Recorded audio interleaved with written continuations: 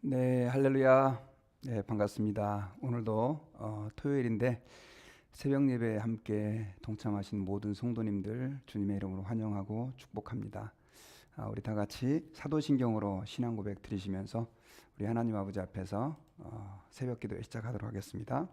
사도신경으로 신앙 고백합니다. 나는 전능하신 아버지 하나님 천지의 창조주를 믿습니다. 나는 그의 유일하신 아들 우리 주 예수 그리스도를 믿습니다. 그는 성령으로 잉태되어 동정녀 마리아에게 나시고 본디오 빌라도에게 고난을 받아 십자가에 못 박혀 죽으시고 장사된 지 사흘 만에 죽은 자 가운데서 다시 살아나셨으며 하늘에 오르시어 전능하신 아버지 하나님 우편에 앉아 계시다가 거기로부터 살아있는 자와 죽은 자를 심판하러 오십니다. 나는 성령을 믿으며 거룩한 공교회와 성도의 교제와 죄를 용서받는 것과 몸의 부활과 영생을 믿습니다. 아멘. 네, 우리 시간에 같이 찬송 23장입니다. 만입이 내게 있으면 우리 같이 찬양 드리도록 하겠습니다.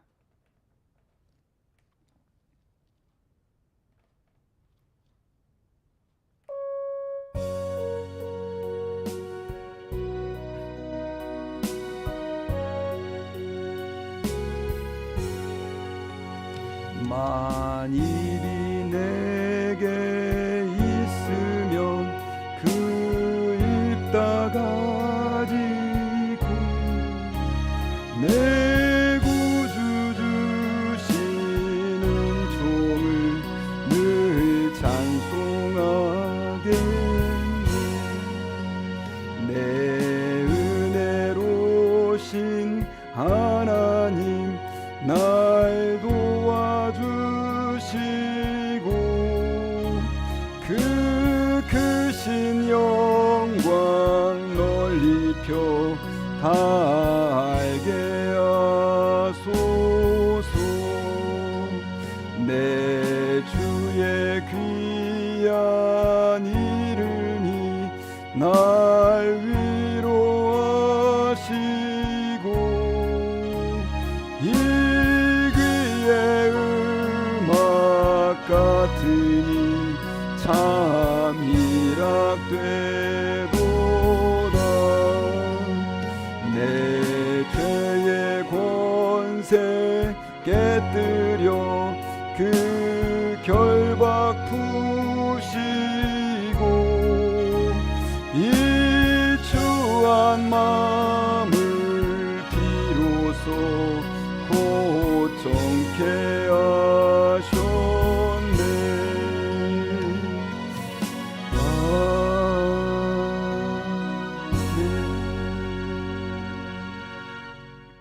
네, 이 시간에는 우리 성경 말씀 봉독해 드리겠습니다. 성경은 마태복음 8장 14절부터 말씀입니다. 마태복음 8장 14절부터 22절까지 말씀입니다.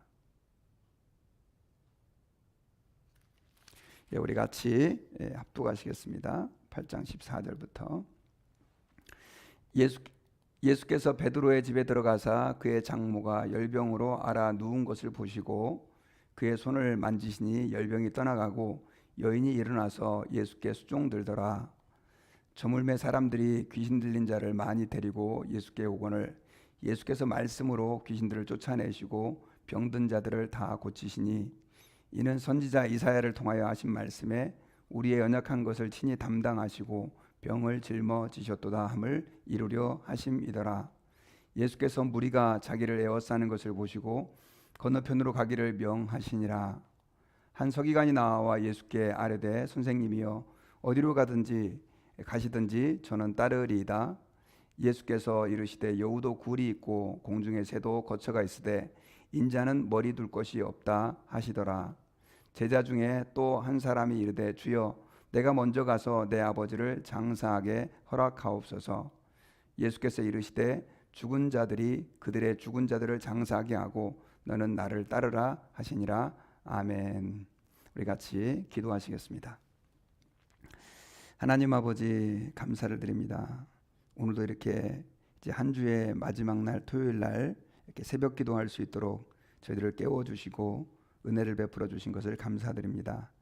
이 하루도 저희들이 하나님 앞에 찬양하며 말씀과 함께 하루를 시작합니다. 주께서 은혜를 베풀어 주셔서 이 하루 주님과 동행하는 하루가 되게 하시고 또 하나님의 영광을 나타내는 하루가 되게 하시며 하나님의 복음을 우리의 이웃들에게 증거할 수 있는 복된 날이 될 수 있게 도와주시기를 간절히 기도합니다. 우리의 생각을 주장하셔서 악한 생각이 우리의 삶에 틈타지 않게 도와주시고 우리의 말과 행실이 온전히 주님의 영광을 드러내어서 어디에 있든지 무엇을 하든지 하나님의 사랑을 드러낼 수 있는 저희들이 될 수 있게 도와주시기를 간절히 기도합니다. 오늘도 이 시간에 저희들이 주의 말씀을 듣기 원합니다. 이 말씀 속에 주님의 음성을 듣게 하시고 하나님의 뜻을 분별하게 하시고 말씀을 듣는 가운데 주님을 더 깊이 알아서 우리가 알므로만 끝나는 것이 아니라 하나님 아버지 앞에서 우리의 삶으로 주님의 말씀을 실현해낼 수 있게 은혜를 베풀어 주시고 우리가 세상 가운데서 빛과 소금의 사명을 감당하기에 부족함이 없도록 은혜를 더해 주시기를 기도합니다. 이 새벽에 기도하는 제목들 가지고 주 앞에 나아가오니 우리의 모든 간구를 아시는 주님께서 우리의 기도에 응답하시는 놀라운 은혜도 베풀어 주옵소서. 감사드리며 예수님의 이름으로 기도하옵나이다. 아멘. 네, 할렐루야, 반갑습니다. 네, 오늘은 마태복음 8장 14절부터 22절까지 말씀으로 제자됨의 의미라고 하는 제목으로 우리가 하나님의 말씀을 듣기를 원합니다. 여러분들은 제자가 된다는 것이 무엇이라고 생각하십니까? 어떤 사람들은 제자가 된다고 한다면 예수님의 12제자가 되는 것만 생각하는 사람들도 있을지 모르겠습니다.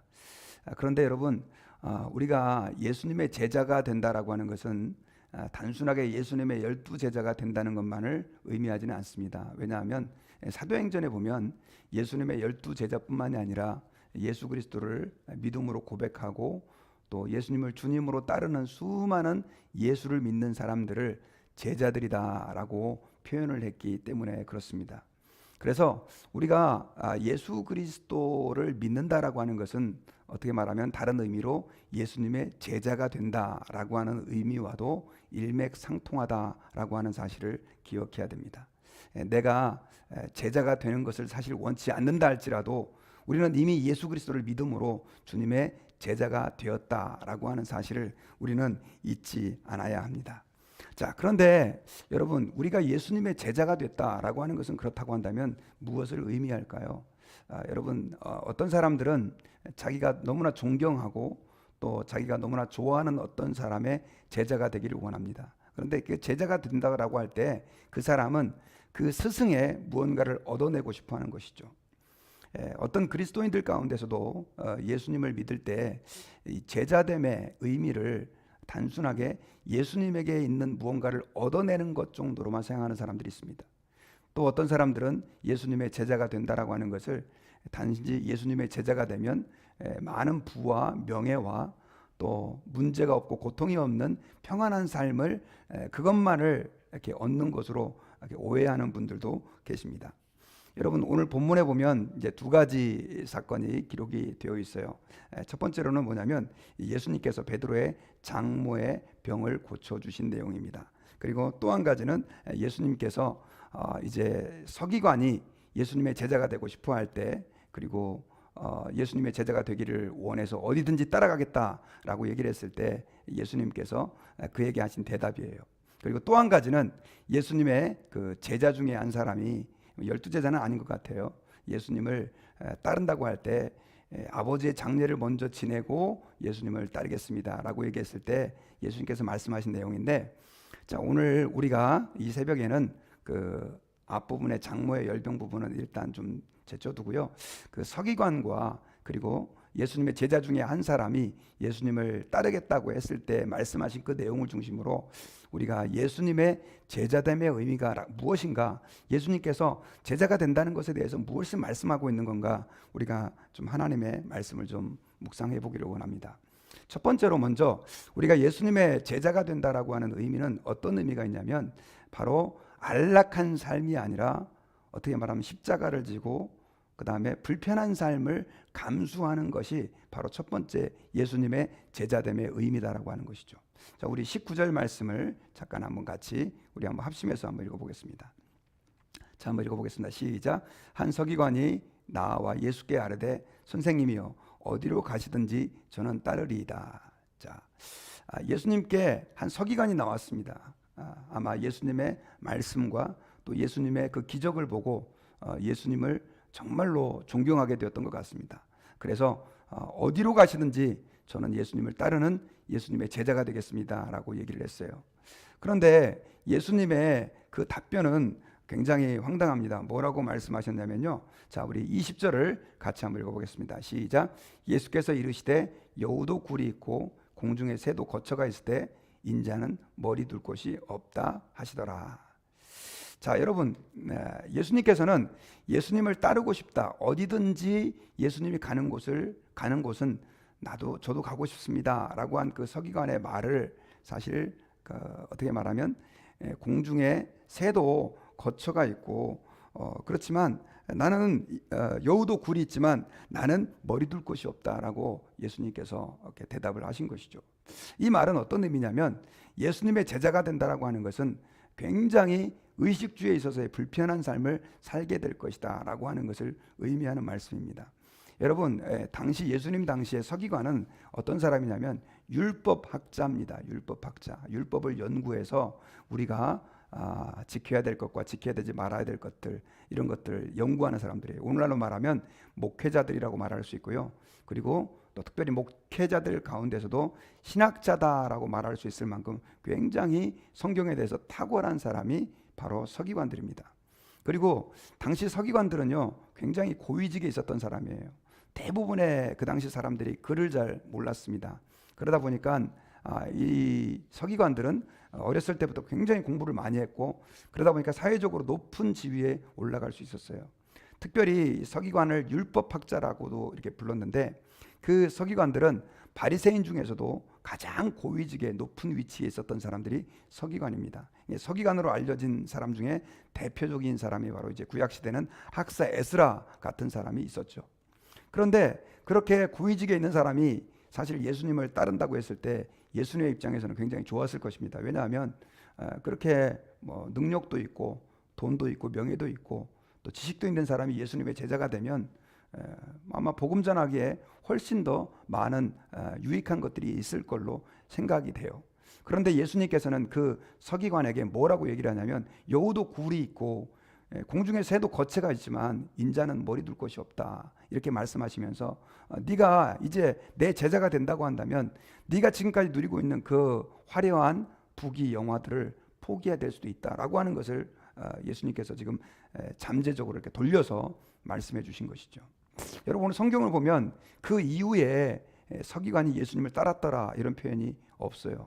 뭐 성경에 기록되어 있지 않아서 우리 정확하게 추정해 볼 수는 없지만 아마 이 서기관은 이 예수님의 이야기를 듣고 고민을 하다가 부자 청년처럼 아마도 예수님을 따르는 길을 포기했을 수도 있습니다. 여러분, 우리가 예수 그리스도를 믿는다라고 하는 것은 그런 관점에서 세상에서 편안함과 안락함만을 추구하는 길은 아니다. 특별히 예수님의 제자가 된다라고 하는 것은 어떻게 말하면 대가를 지불해야 된다라고 하는 것을 저와 여러분들이 기억해야 됩니다. 여러분, 그러나 오늘 많은 그리스도인들이 사실은 예수님의 제자가 되므로 우리는 이전보다 더 가난한 곳에서 부한 곳으로, 또 낮은 곳에서 높은 곳으로 올라가고, 또 고통과 아픔이 있는 곳에서 편안한 삶을 추구하는 것으로만 예수님의 제자됨의 의미를 생각하는 그리스도인들이 점점 많아지고 있다라고 하는 거예요. 여러분, 그러나 성경에서는 우리가 예수 그리스도를 따르는 길이 결코 편안하고 안락함만을 의미하는 것이 아니다. 어쩌면 예수 그리스도를 믿는 믿음 때문에 우리는 이전보다도 더 고통스러운 삶을 살아야 할 수도 있다라고 하는 것을 오늘 본문에서는 말씀해주고 있다는 것입니다. 여러분, 제가 말씀을 준비하다가 제가 목회자로 헌신할 때가 생각이 났습니다. 이게 주변 분들이 열심히 신앙생활하는 거 보고 목회자가 되면 어떻겠냐 이런 고민들을 좀 많이 했는데, 그때 제가 생각했던 목사님의 이미지는 너무나 가난하고 또 끼니도 잘 못 먹는 그런 목회자의 이미지가 있었어요. 제가 목회자들의 삶을 잘 몰랐기 때문에. 그래서 사실 목회자로 부르시는 그 하나님의 부름이 있다 할지라도 선뜻 이렇게 응하기가 어려웠던 것 중에 한 가지가 목회자가 되면 너무 가난하게 살아야 될 것 같은 그런 두려움들이 좀 있었어요. 나중에 이제 은혜를 충만히 받고 목회자의 길을 가기로 결심했을 때 제가 한 가지 그때 결심했던 게 있었어요. 그게 뭐냐면 내가 목회자가 될 때 나는 밥을 굶을 각오를 해야 되겠다, 뭐 그런 생각들을 했던 것 같습니다. 그러다 보니까 아내를 위해 기도할 때도 함께 밥을 굶을 수 있는 그런 여자면 좋겠다, 뭐 그런 생각들을 했던 것 같아요. 요즘 젊은 사람 같으면 그런 생각 하지 않죠. 어쨌든 간에 여러분, 우리 초창기의 한국 교회 그리스도인들은 예수 그리스도를 믿을 때, 주님의 제자가 될 때, 뭐 목회자든지 성도든지 핍박을 각오하고 하나님 앞에서 고난을 각오하는 믿음이 있었는데, 오늘날에는 우리가 그런 것들을 아예 배제해버리고 주님이 주시는 축복과 은혜만을 기대하고 예수님의 제자로 그렇게 예수님을 믿겠다고 하는 사람들이 많아지고 있는 시대라고 하는 것이죠. 그럼에도 불구하고 우리가 한 가지 확실하게 기억해야 될 것은 예수님의 제자됨이다 라고 하는 것은 결코 평탄한 길만을 의미하지 않는다라고 하는 것입니다. 사실 우리가 예수 그리스도의 제자가 될 때 고생만 있는 건 아니죠. 주님께서는 우리가 주님의 제자가 될 때 그 하늘의 은혜와 복, 마음의 평강, 또 주님의 제자가 됨으로 인해서 하나님 앞에 구원받는 백성이 됨으로 인해서 얻는 그 구원이라고 하는 것이 너무나 어마어마하고 크기 때문에 사실은 우리가 세상적인 것들은 좀 부족하게 좀 모자란다 할지라도 우리는 거기에서 감사함으로 만족함으로 주님의 제자가 될 수 있다라고 하는 것입니다. 그리고 두 번째, 예수님께서 우리에게 가르쳐 주신 주님의 제자됨의 의미는요, 굉장히 복음 전파가 시급하다라고 하는 것을 오늘 본문에서 우리에게 알려주고 있어요. 우리 22절 말씀을 같이 한번 읽어보겠습니다. 자, 22절 다 같이 시작. 예수께서 이르시되 죽은 자들이 그들의 죽은 자들을 장사하게 하고 너는 나를 따르라 하시니라. 여러분, 오늘 22절 말씀은 예수님께서 그 제자 중에 한 사람이 아마도 아버지가 돌아가신 것 같아요. 그래서 아버지 장례를 치르고 예수님 그 복음 전파하는 일에 그 제자의 그 길을 걷겠습니다 라고 한 것 같습니다. 이것도 12제자 중에 하나였는지 아니었는지는 정확히 알 수가 없어요. 자, 그런데 예수님께서 아버지의 장례를 지내겠다라고 한 그 제자에게 뭐라고 대답을 했냐면, 죽은 자들이 그들의 죽은 자들을 장사하게 하고 너는 나를 따르라, 이렇게 말씀하고 있다는 것이죠. 여러분, 이 말씀은 사실 굉장히 어려운 말씀이고 또 오해하기도 쉬운 말씀입니다. 이 말씀을 언뜻 받아들이면 예수님을 따르고 예수님을 믿는데 뭐 부모님도 다 무시해야 되느냐, 이렇게 오해할 수 있는데, 사실 이 말씀은 그런 의미가 아니고 예수님의 제자가 된다라고 하는 것, 특별히 복음을 전하는 그 사명을 감당한다는 것이 얼마나 시급하고 중요한 일인지를 예수님께서 말씀해 주신 것이다 라고 하는 것입니다. 여러분, 그 예수님 당시에는요, 보통 이렇게 장례식을 지내면 사람이 이렇게 죽고 나면 바로 그날 무덤에다가 이렇게 안치를 해야 했었습니다. 그래서 예수님께서도 십자가에서 죽으신 그날 바로 이제 무덤에 안치가 되셨는데, 그렇게 장례식이 시작이 돼서 그 가족들은 7일 동안 그 죽은 자들을 위해서 애도해야 하는 그 기간을 지나도록 돼 있어요. 그 기간 동안에는 사람들을 만나지도 않고 계속해서 그 죽은 자를 애도하는, 특별히 부모님인 경우는 더 그렇게 장례식을 지내야 했습니다. 그리고 나중에 이제 7일이 지나고 나면 그 7일간의 그 기간을 쉬부하라고 부르는데, 그 7일이 지나면 한 달 동안을 이제 또 가족들이 사실은 또 이렇게 사람을 안 만납니다. 그래서 좀 이렇게 오늘날로 말하면 격리되듯이 그렇게 해서 성전에도 가지 않고 이렇게 구별된 시간들을 보내죠. 그렇게 돼서 나중에는 이제 1년이 지나면 1년 뒤에는 어떤 일이 있냐면, 그 옛날에는 그 이스라엘 백성들은 동굴과 같은, 동굴처럼 생긴 그 무덤에다가 시신을 안치했는데 1년이 지나면 그 안치된 시신이 육체가 다 썩고 뼈만 남게 됩니다.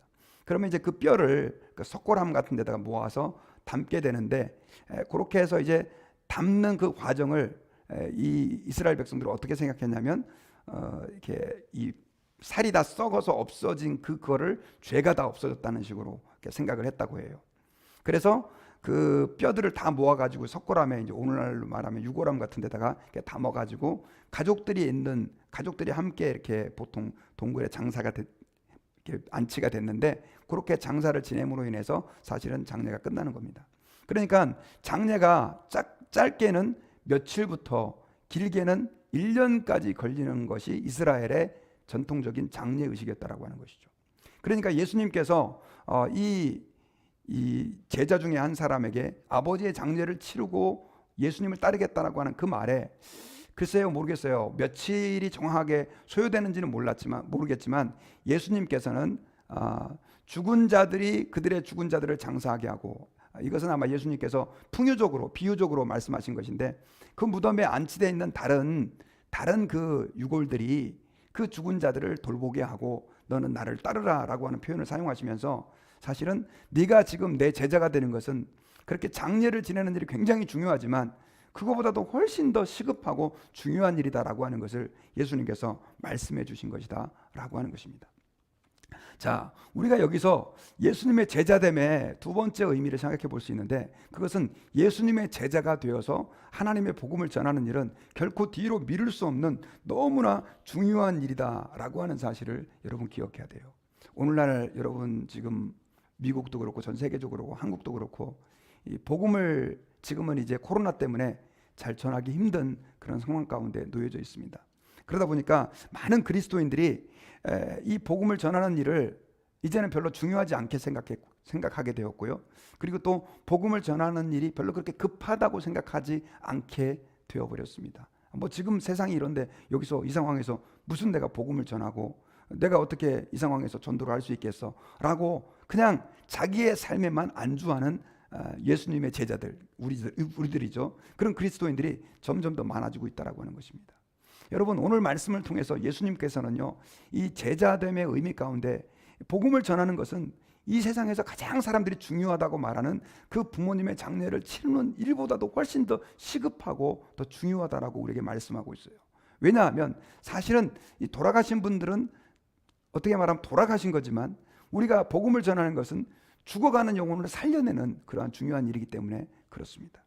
그러므로 저희들이 하나님 아버지 앞에서 오늘 이 말씀을 우리가 묵상하면서 한번 생각해 봐야 되는 것은, 내가 과연 주님의 제자로서 이렇게 복음을 전하는 일이 시급하고 다급하고 중요한 일인지, 그거에 대한 믿음이 있는지 마음이 있는지를 한번 돌아봐야 될 것입니다. 우리가 혹시 이 코로나를 핑계를 대고 아유 뭐 전도하기 힘든데 뭐 이렇게 그냥 아예 복음을 전하는 일을 혹시 포기하고 있지는 않습니까? 저는 이렇게 성도님들하고 전화를 하다가 굉장히 감동을 받는 게, 이 와중에도 막 이 옆에 있는 분들, 이웃들 전도하려고 목사님 기도해 주세요 하는 분들이 너무 많이 있어요. 감사해요.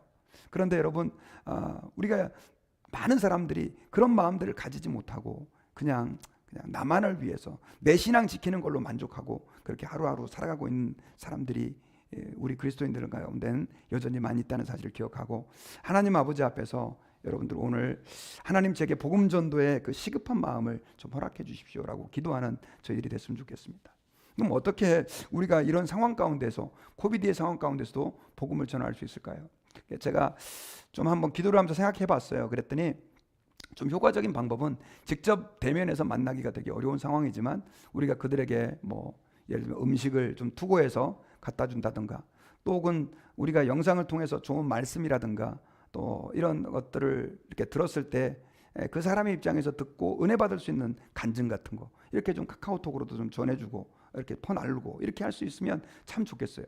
보니까 뭐 이 정치적인 것들, 그 다음 또 다른 것들은 열심히 우리 성도들이 이렇게 퍼나르는데, 하나님의 말씀을 정말로 은혜 받을 수 있는 말씀들을 나누는 일에는 우리가 좀 소극적인 것 같아요. 여러분, 우리가 이 시간에 한번 하나님 앞에서, 예수님은 복음 전하는 일이 굉장히 시급하게 생각하시는데 우리가 얼마나 그 마음 가지고 우리의 이웃들을 위해 기도하고 또 그들을 전도하기 위해 애쓰고 있는지를 한번 돌아보고 하나님 앞에서 기도하면서, 특별히 여러분들 가족 가운데 또 직장 동료 가운데 또 이웃들 가운데 예수 믿지 않는 사람들을 복음으로 그들에게 증거해서 또 하나님 앞에 인도할 수 있는 그런 제자들이 될 수 있기를 주의 이름으로 축원합니다. 저는 이제 말씀의 결론을 맺겠습니다. 오늘 본문에서 예수님께서는 제자됨의 의미를 서기관에게 말씀해 주시면서, 제자가 되는 것은 세상적으로 잘 먹고 잘 살고 잘 되는 것만을 의미하는 것이 아니다.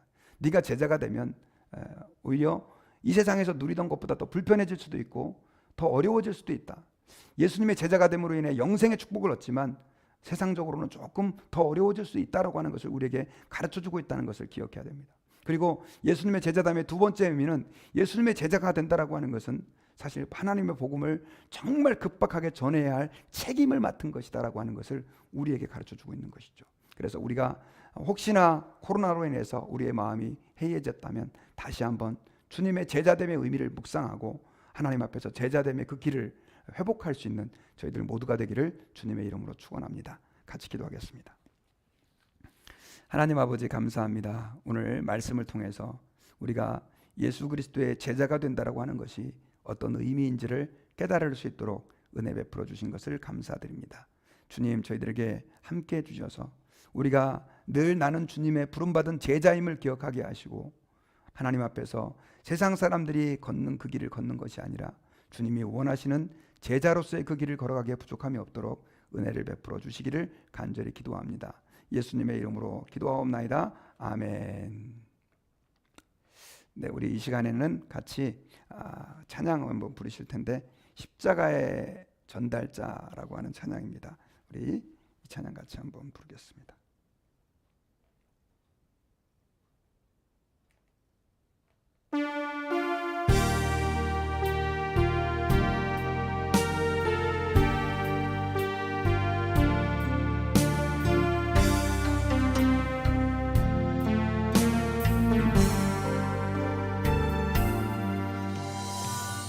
지극히 작은 자 죄인 중에 괴수 무익한 나 부르셔서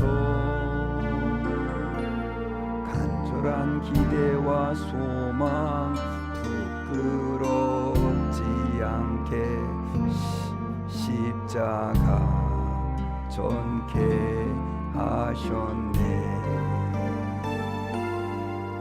어디든지 가리라 주 위에 서라면 나는 평하리 그 십자가 내 몸에 밴 십자가 보혈의 양이 온 세상 채울 때까지 살아도 주를 위해 죽어도 주를 위해 사나 죽으나 난 주의 것 십자가의 능력 십자가의 소망 내 안에 주만 사시는 지극히 작은 자 죄인 중에 괴수 무익한 나 부르셔서 간절한 기대와 소망 부끄럽지 않게 십자가 전케 하셨네. 내 사랑 주의 십자가 살아도 주를 위해 죽어도 주를 위해 사나 죽으나 난 주의 것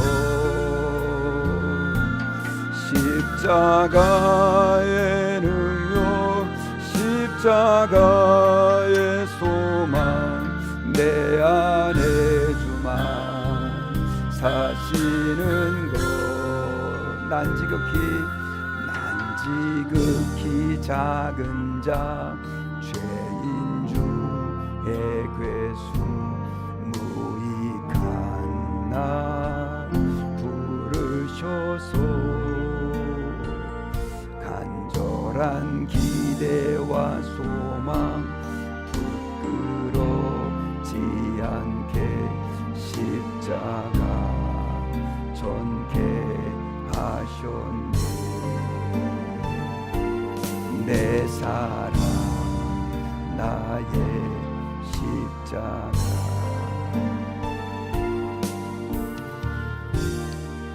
여러분, 이 시간에 우리 다 같이 한번 결단하며 기도하십시다. 우리가 살아도 주를 위해 살고 주를 위해도 주를 위해 죽는 것인 줄 믿습니다. 주님께서는 우리가 주님의 제자가 되는 것이 결코 세상에서 말하는 그런 안락함과 평안함만이 있는 것이 아니라고 말했습니다. 우리는 주님 앞에서 제자로 부름을 받았고, 또 그래서 주님 앞에서 주님의 십자가를 기쁨으로 질 수 있어야 하고요, 또 하나님의 복음을 우리의 남은 생애 동안 증거하며 사는 일에 우리가 우리의 모든 열정과 마음을 쏟아야 될 줄 믿습니다. 이 시간에 다 같이 오늘 말씀 붙잡고, 하나님, 제가 주님의 제자로서의 삶을 다시 한번 회복하게 도와주시고 그 마음 가지고 오늘 하루 살아갈 수 있게 도와주십시오. 같이 한번 우리 주님 앞에 간절한 마음으로 합심해서 한번 우리 결단하며 기도하겠습니다. 하나님 아버지, 감사합니다. 오늘 시간에 저희들이 말씀을 통해서 아버지 하나님, 주님의 제자인 우리를 보시고 깨닫게 하시며 감사합니다. 주께서 함께 해주셔서 저희들이 하나님의 복음을 위하여 부름받았다는 사실을 깨닫게 도와주시옵시고, 하나님 아버지, 주님만을 기쁘시게 살며 하나님 아버지 복음을 증거하며 수많은 영혼들, 추구하는 영혼들 살리며 하나님 앞으로 인도하는 저희들 삶이 될 수 있도록 주님이 도와주시고 역사해 주시옵시기 간절히 기도합니다. 주님, 저희는 하나님 도와주시옵시고 함께 해주셔서 저희의 하나님 말씀 하나님 앞으로 묵상하게 도와주시옵시고, 성령이 충만하여 주의 복음을 전하는 부족함이 없도록 주께서 함께 해주시고 역사하여 주시옵소서. 하나님 아버지와 저희를 주님의 도심이 필요합니다. 성령께서 함께 해주시옵시고 하나님 앞으로 주께서 함께 해주시옵시고 간절히 기도하며 드릴게 모든 성도들이 하나님 앞에서 이 마음을 통하여 주님 도와주시고 역사해 주시옵소서.